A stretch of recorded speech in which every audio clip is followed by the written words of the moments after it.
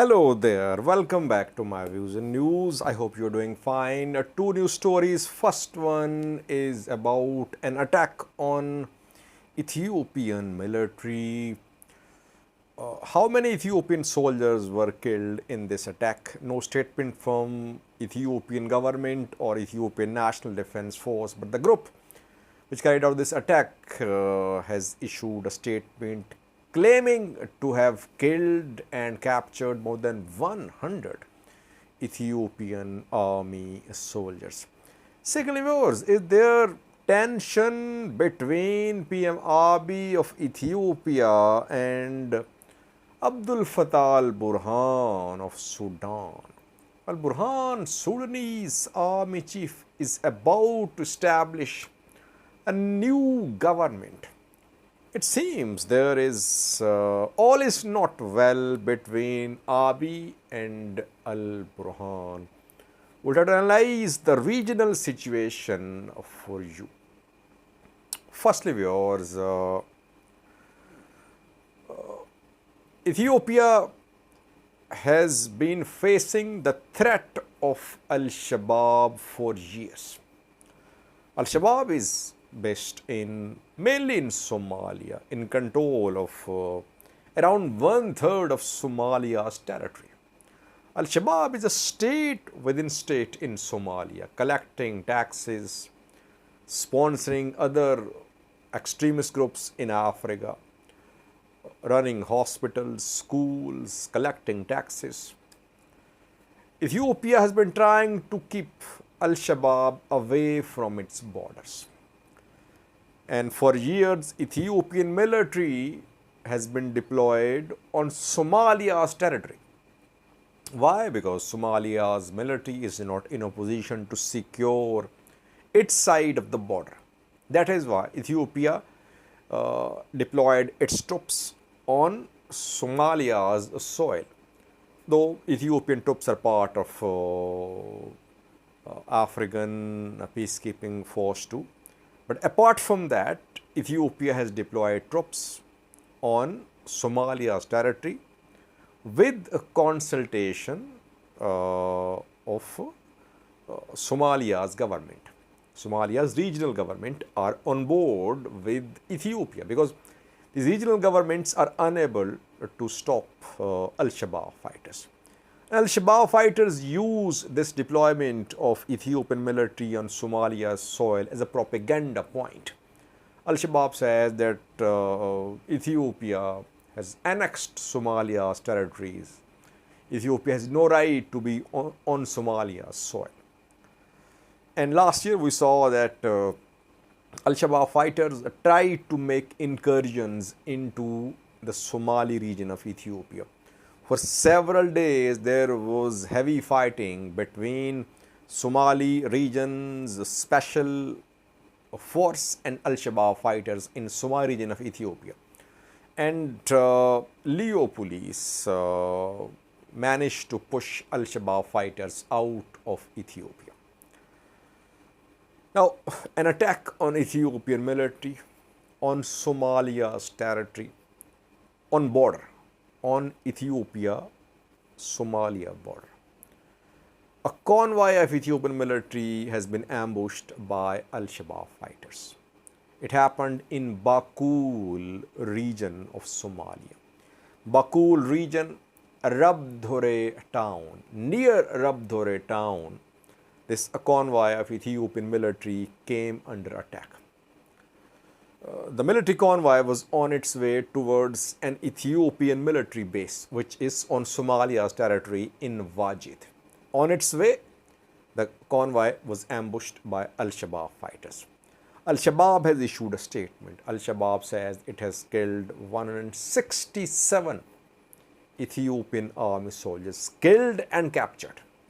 Military vehicles, according to Al-Shabaab, of Ethiopian military have been captured by Al-Shabaab fighters. Ethiopian government silent. Ethiopian military silent. Al-Shabaab has issued an official statement. Now, one point which I want to make, we don't know if 167 soldiers have been killed and captured, but Al-Shabaab is a big threat to Ethiopia. And a country which is faced with such a major threat on its border is involved in fighting armed groups on its soil. Ethiopian indigenous armed groups. Shouldn't the country, the military, focus on how to keep Al-Shabaab away from Ethiopian borders? But Ethiopia fought a 2-year-long war in northern Ethiopia, Tigray, parts of Amhara, Afar, and now armed hostilities in the Amhara region, while a big armed group is turning into a threat. It has always been a threat to Ethiopia, Kenya, and Somalia. This armed group is definitely in a position to make incursions into Somali region of Ethiopia. Is Ethiopian military prepared? How can military be prepared when military is so overstretched? Ethiopian military cannot secure entire Somalia, Ethiopia-Sudan border while there is an active conflict ongoing in the Amhara region of Ethiopia. And since these borders are porous, it means that armed groups from abroad will keep on infiltrating Ethiopian territories. They'll keep on backing Ethiopian armed groups. Another alarming report from the region is growing tension between Ethiopia and Sudan. By Sudan, I mean Sudanese military, because now there are two players. There are several players, but now there are two main players in Sudan. RSF in control of parts of Darfur, Khartoum, Bari Medarman, and Al-Burhan, who is touring neighboring countries, other players. He's in control of eastern, northern part of Sudan. Visible tensions between Al-Burhan and Abiy. Why? And are there any tensions? Yes, there is tension. Al-Burhan has visited several countries so far. Since his escape from Khartoum, he was trapped in Khartoum.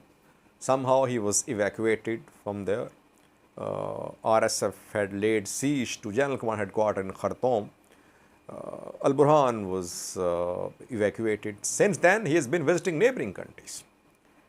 He visited Egypt. He went to Qatar. He visited Turkey. He visited Eritrea. Then, before Eritrea, he visited South Sudan. 2 days ago, he was in Canada. And now he is going to attend UN General Assembly meeting, which is going to be held in New York. It means he is visiting the US. Al-Burhan visited only those countries which Al-Burhan sees as his allies. Eritrea, Egypt, South Sudan. Uganda does not share border with Sudan. But out of Sudan's neighbors, those neighboring countries which are, according to Al-Burhan, are his friends, those countries have been visited by Al-Burhan. Eritrea, Egypt, and South Sudan. Why didn't Al-Burhan visit Ethiopia? Why didn't he visit Chad? Why didn't he visit Central African Republic? Why didn't he visit Libya? Libya, Chad, Central African Republic are seen as pro-RSF. UAE, United Arab Emirates, has its basis for the delivery of humanitarian support in Chad.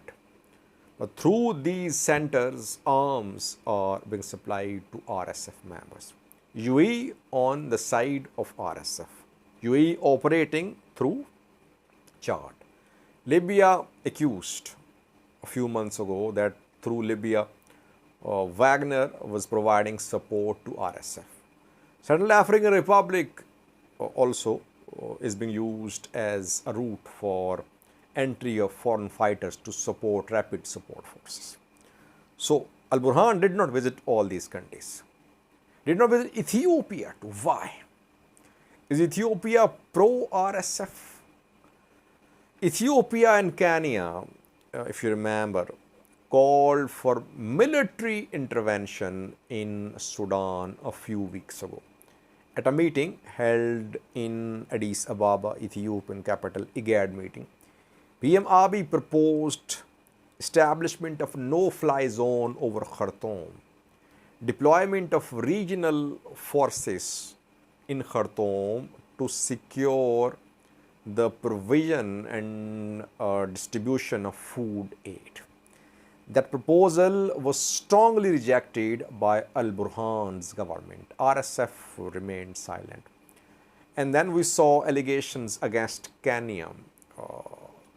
Al Burhan accused Kenya of having links with rapid support forces. Al Burhan rejected Kenyan president as head of IGAD formed committee to mediate between RSF and Sudanese military. So Kenya was made controversial by Al Burhan's government.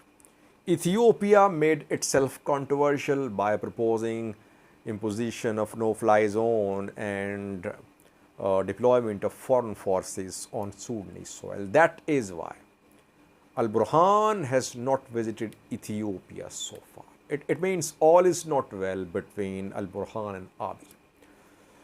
While Al Burhan is going to announce a new government after his return from New York, he is going to announce a new government. Capital would be in Port Sudan. In Port Sudan, passport office has been opened. New passports are being issued. Rapid support forces have taken control of around 90% of Khartoum, but RSF lack legitimacy, recognition, though they're in control of Khartoum. And Al Burhan is visiting all the relevant players, visiting the countries, telling them that these countries should recognize Al Burhan as the leader of government going to be formed in Port Sudan. What will Ethiopia do? What will Kenya do? That remains to be seen, but it's very clear that Eritrea, on good terms with Al Burhan, Ethiopia is not being seen as a friend by Al Burhan. Though Malik Agar visited Ethiopia more than a month ago, but Al Burhan so far has not visited Ethiopia. It means that there is tension between the two leaders. Ethiopia, does it want to support rapid support forces?